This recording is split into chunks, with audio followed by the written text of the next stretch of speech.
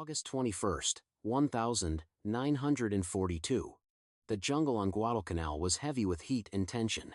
Cicadas screamed from the canopy, and the air hung thick with the sour stench of sweat, oil, and mud. On a narrow ridge above the Ilu River, a platoon of Japanese infantry from the Ichiki detachment crept through the tangled underbrush, their Arisaka rifles glinting faintly in the dim morning light. They had been told the Americans were soft, lazy industrial soldiers who relied on machines rather than discipline. Lieutenant Kenji Takahashi believed it.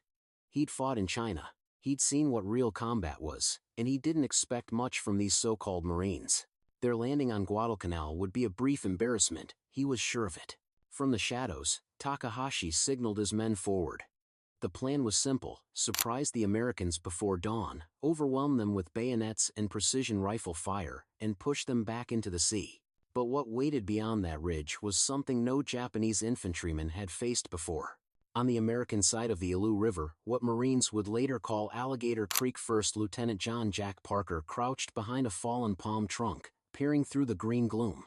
He was 24 years old, sunburned, exhausted, and holding a rifle unlike any other in the Pacific, the M1 Garand.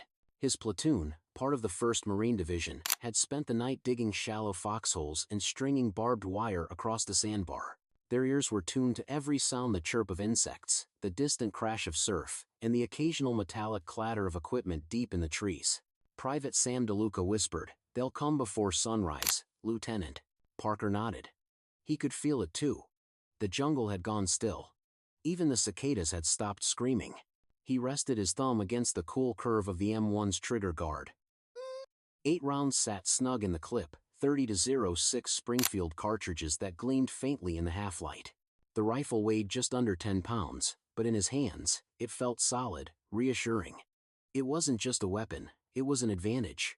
At 3:30, the first muzzle flashes split the darkness.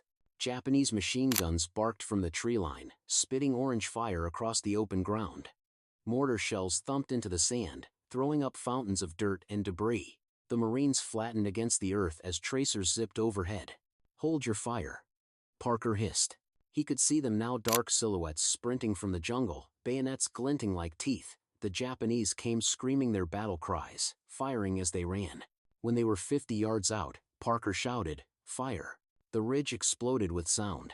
The M1 Garand's sharp, rhythmic crack was unlike anything the Japanese had ever heard. It wasn't the slow, deliberate bang, bang of bolt-action rifles. It was a continuous storm: crack, crack, crack, crack. 8 rounds in barely 4 seconds. Parker's men fired in steady, disciplined bursts. Each Marine could unleash a volume of fire no other infantry force on Earth could match. The Japanese soldiers hesitated, confused. Many thought they were under attack from automatic weapons. In the chaos, their officers screamed orders to charge, but the wall of semi-automatic fire shredded their formations. Men fell mid-sprint, the jungle behind them echoing with the metallic ping of empty clips ejecting and new ones snapping in. Lieutenant Takahashi dove behind a log, bullets tearing through the leaves above his head. He had never seen anything like it. His men were brave, disciplined, but bravery meant nothing against this torrent of fire. Every time he rose to shout an order, another burst of shots cracked out and splintered the air around him. He fired his Arisaka once, then worked the bolt, a single round. Then another. Then he ducked again. Meanwhile, across the sandbar, the Americans seemed to fire endlessly, without pause. Submachine guns. One of his corporals shouted. "No," Takahashi said, breathing hard. "They're rifles, but impossible." The word stuck in his throat. Impossible. By sunrise, the assault had broken. Hundreds of Japanese soldiers lay sprawled across the open ground, many still clutching their Arisaka rifles, sleek, accurate weapons, but built for a slower kind of war. The Americans, dirty and shaken, stood among smoking shell holes, reloading calmly. Private DeLuca nudged an empty clip with his boot. "They kept coming, Lieutenant. Didn't think they'd stop." Parker wiped the grime from his face. "They didn't think we'd shoot that fast." He looked down at his Garand. It was hot, its barrel scorched from hours of use. But it had never jammed, never faltered. The Marines had fired nearly 600 rounds in the first 20 minutes of the attack. The Japanese had been stunned not just by the noise or the precision but by the sheer, relentless rhythm of it. In the days that followed, survivors from the Ichiki detachment retreated into the jungle. Word spread quickly among the remaining Japanese units. The Americans had a new kind of rifle, one that could fire twice as fast as any they possessed. Some soldiers refused to believe it. Others whispered that the Americans had brought machine guns for every man. Takahashi, wounded and limping, sat under a palm tree nursing a bandaged arm. "We underestimated them," he told a fellow officer. "Their rifles are their machines. Their factories have made soldiers into weapons." For the first time, he understood what the imperial staff had feared. America's industrial power wasn't just in its tanks and planes. It was in the hands of every infantryman. Meanwhile, on the American side, the M1 Garand's reputation was spreading fast. Reports from Guadalcanal reached command back in Washington. General George S. Patton famously called it the greatest battle implement ever devised. The Marines on the ground didn't need convincing, they'd seen the results firsthand. In engagements across the island, Japanese troops would probe Marine lines, only to be driven back by concentrated bursts of semi-automatic fire. The sound of the Garand became a kind of psychological weapon, a rhythmic, unrelenting roar that demoralized attackers before they even reached rifle range. Japanese patrols began to adapt, spreading out to minimize exposure, moving only at night, and attempting close assaults where the Garand's fire rate mattered less. But every time a firefight broke out, the same disbelief echoed through their ranks. How could every American fire so fast? By October, when the Japanese launched their final desperate offensives on Guadalcanal, that disbelief had turned to grim respect. Captured diaries spoke of the strange American rifles that shoot without pause. In one, a Japanese sergeant wrote, "We charged again and again, but the enemy never stopped firing. Their guns are terrible. It is as if they never need to reload." He couldn't have known that every 8 rounds, an empty clip was being ejected with that distinctive metallic ping, a sound that, to American soldiers, meant one thing: reload fast, because the fight isn't over. The M1 Garand was more than a rifle, it was the embodiment of a nation's industrial capacity, its ingenuity, and its will to arm every soldier with the best tool possible. In the dense jungles of the Pacific, that advantage meant survival. Lieutenant Parker's platoon would fight through countless more engagements at Edson's Ridge, Henderson Field, and later on Cape Gloucester. And every time the enemy attacked, the Garands answered, fast and furious. For men like Takahashi, it was a revelation wrapped in terror. The Americans didn't just have more weapons. They had better ones, and they were everywhere. As the rain began to fall over Guadalcanal that evening, washing the smoke and blood into the muddy earth, Parker sat on an ammo crate, cleaning his rifle. The storm rattled the palm leaves above him. He smiled faintly as he reloaded a fresh clip and slid it home. 8 more rounds, ready again. The war was far from over, but the message had already been delivered across the Pacific. The American infantryman was unlike any other, and his rifle proved it. Spring, 1943, Camp Pendleton, California. The salt air from the Pacific carried across the parade grounds as new recruits lined up on the firing range. Rows of gleaming M1 Garands rested on wooden racks, their oiled stocks catching the morning light. The air smelled of gunpowder, sea breeze, and ambition. A training sergeant named Frank Delaney, a veteran of Guadalcanal, paced in front of the line. His tan skin was burned from the tropics, his expression hard but proud. He barked, "Listen up, Boots. This here ain't your daddy's Bolt action. This rifle will save your life and your buddies if you treat it right." He lifted the Garand, snapping a clip into the receiver with a satisfying click. 8 rounds, semi-automatic. You don't work the bolt, you don't take your eyes off the enemy. You squeeze, she fires again. You'll hear this sound when she's empty.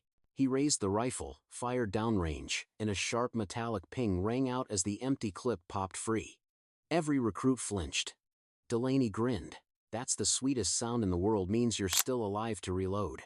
The Garand was a marvel of precision and reliability, born from a decade of relentless testing and innovation. Designed by Canadian-American engineer John C. Garand, it had taken years to perfect the gas-operated, semi-automatic rifle that could withstand mud, sand, and the rigors of war. By the time America entered World War II, the M1 Garand had already replaced the Springfield M1903 as the standard-issue rifle. For the first time in history, an entire army was equipped with a semi-automatic weapon.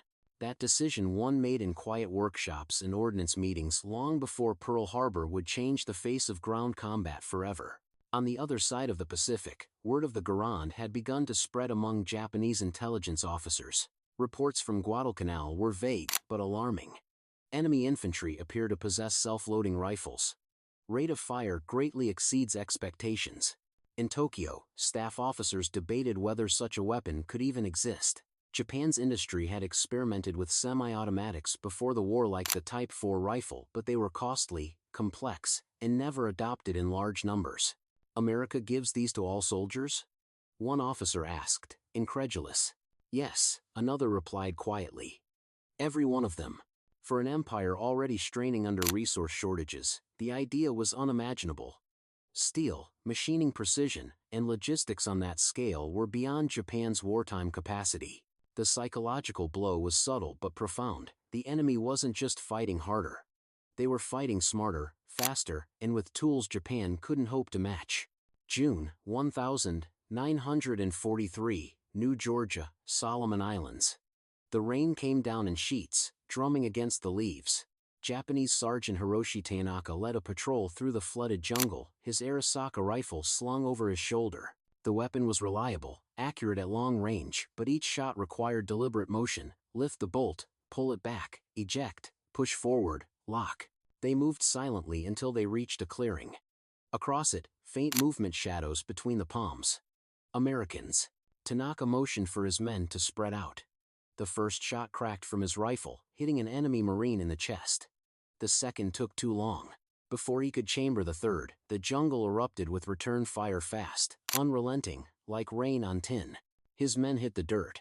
Rounds snapped through the air, splintering branches, punching into tree trunks. Tanaka tried to raise his head, but another burst forced him flat. He'd never heard rifles fire like this. Not even machine guns were that steady. When the shooting finally stopped, the clearing was silent. His patrol had vanished into the mud and foliage cut down before they could retreat. Tanaka stared at his Arisaka, soaked and heavy in his hands.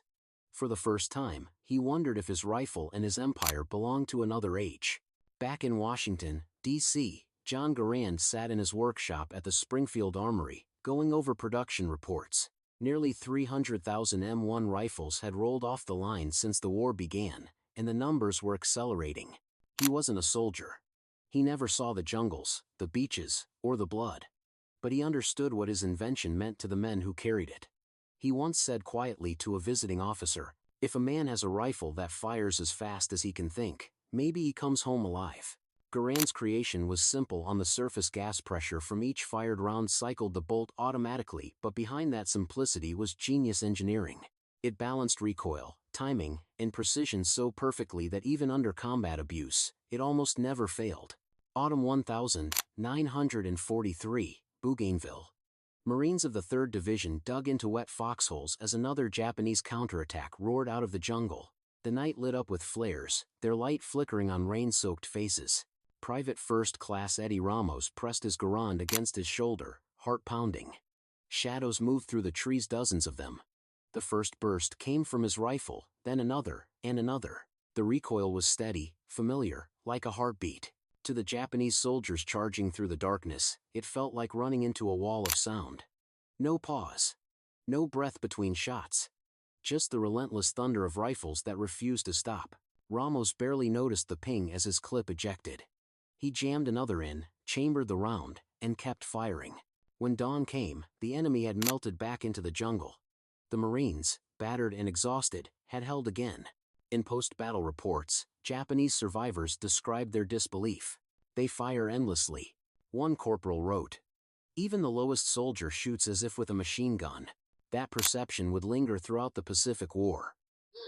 In every engagement from Tarawa to Peleliu to Iwo Jima, Japanese commanders had to account for the sheer volume of American rifle fire. Tactics that once worked against slower, bolt-action-equipped enemies now failed catastrophically. The M1 Garand didn't just give the U.S. infantry a tactical edge, it forced a complete rethinking of how the Japanese could attack at all. In December 1943, when the first wounded veterans from the Pacific returned stateside, they brought their rifles home with them, battle-worn, scratched, their wooden stocks darkened by humidity and blood.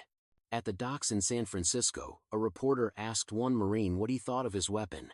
The Marine spat his gum into the gutter and said, "This rifle? It's the reason I'm still breathing." The quote ran in papers across the country. American factories doubled down on production. And across the ocean, officers in Tokyo knew they were facing not just a stronger army but a better armed one. The myth of American weakness was gone. In its place stood a new image, the calm, methodical soldier with a rifle that fired as fast as his courage could hold out. November 20th, 1943, Badio Island, Tarawa Atoll.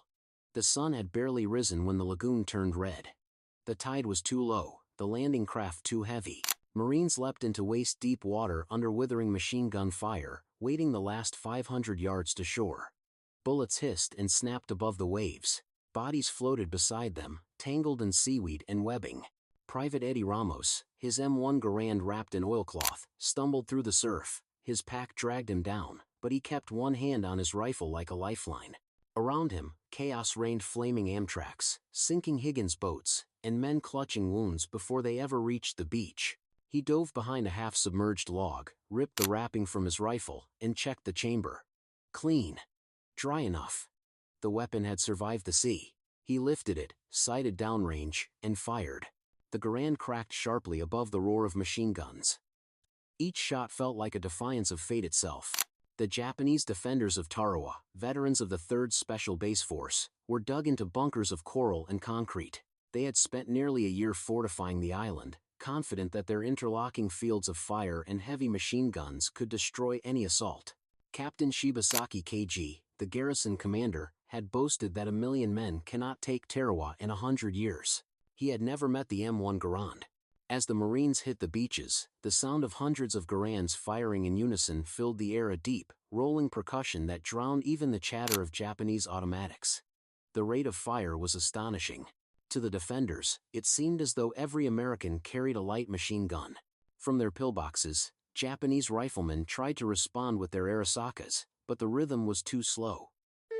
Every time they exposed themselves, a Marine's Garand barked twice before they could even cycle a bolt. Within minutes, the forward Japanese positions were shredded by the sheer volume of precise, semi-automatic fire. Sergeant Frank Delaney, now leading a squad through the dunes, moved with grim efficiency.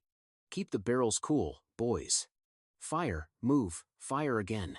They advanced yard by yard, firing from the hip, ducking behind broken seawalls, then firing again. The Garand's 8-round clips pinged across the sand as new ones snapped into place. Machine gunners might have more firepower, but the Garand gave every Marine an autonomy they'd never had before. No need for loaders, no waiting on bolt action timing, just point, fire, reload, repeat. The psychological impact on the defenders was devastating. Japanese officers tried to rally their men, shouting over the chaos. But the Americans were already at the seawall. The impossible invasion was happening before their eyes. By midday, the beach was a wasteland of shell craters, smoke, and bodies. The heat was unbearable. The coral cut through boots and skin alike. Yet the Marines pressed on. From his bunker, Captain Shibasaki watched in disbelief through a periscope as wave after wave of Americans emerged from the haze. They didn't pause to fire a single, measured shot like the British or the Chinese. They fired in rolling thunder, one Garand after another, every man pouring out disciplined bursts as if trained from birth to fight like machines. Shibasaki turned to his adjutant and muttered, "It is not just their rifles. It is their factories we are fighting." Late in the afternoon, Ramos's squad fought toward a bunker complex near the airfield. Machine gun fire raked their position from the left flank. "Suppress it," Delaney shouted. 4 Garands answered at once. Within seconds, the bunker's firing slit was silent. The Marines sprinted forward, tossing grenades through the opening before diving for cover. When the smoke cleared, they advanced again, muddy, bleeding, unstoppable. Ramos reloaded, the familiar metallic ping echoing faintly amid the roar. His rifle was filthy with sand and salt, but it still fired as if fresh from the armory. That reliability wasn't luck, it was design. The Garand had been tested in mud pits and saltwater baths long before it reached the front. Every squeeze of the trigger reminded Ramos why he trusted it with his life. By nightfall, the first day's objectives were secured. The Japanese counterattacks came hard and fast, suicidal charges out of the dark, screaming banzai, with bayonets flashing. To the Marines, it was like fighting ghosts that wouldn't die. But once again, The Garand's rate of fire turned desperation into slaughter. Each Marine could drop 3-4 attackers before they reached the wire. The sound of hundreds of semi-automatic rifles firing in unison shattered the night. The attackers fell by the dozens, cut down long before their blades could find flesh. In the morning, the ground outside the Marine perimeter was littered with bodies. The survivors among the Japanese garrison had withdrawn to the central bunkers, low on ammunition, stunned by what they'd faced. Tarawa fell in just 76 hours. Nearly every Japanese defender died. The island was small, barely a square mile, but it cost over 1,000 American lives to take it. Yet among the survivors, one truth spread quickly: without the M1 Garand, it might have been 10,000. Letters from the front told the same story. "We can outshoot them every time," one Marine wrote home. "They can't keep up with our rifles." The War Department took notice. Infantry doctrine began to evolve around the rifle's capabilities: fire and movement, coordinated bursts, and squad-level autonomy. The M1 turned every soldier into both rifleman and support gunner, shrinking the gap between ordinary infantry and specialized weapons teams. Meanwhile, Japanese intelligence reports grew increasingly desperate. In one captured document, an officer described the M1 Garand as a semi-automatic rifle of uncanny efficiency, fires rapidly without loss of accuracy.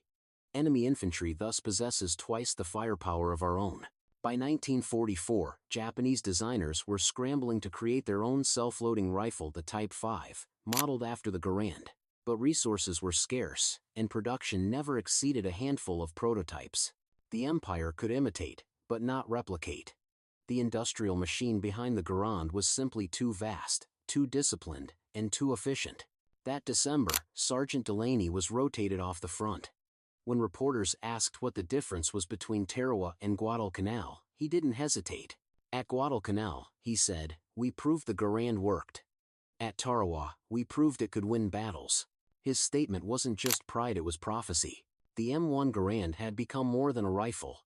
It was the symbol of American ingenuity under fire, the steel heartbeat of an army that could fight anywhere, anytime, with precision and fury.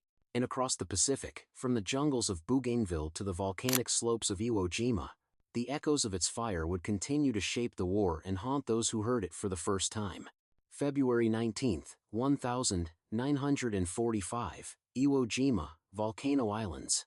The volcanic air was thick with ash and cordite. From the black beaches, the slopes of Mount Suribachi rose like a smoking wall of rock and fire. As the first waves of Marines stormed ashore, the world dissolved into explosions and screams.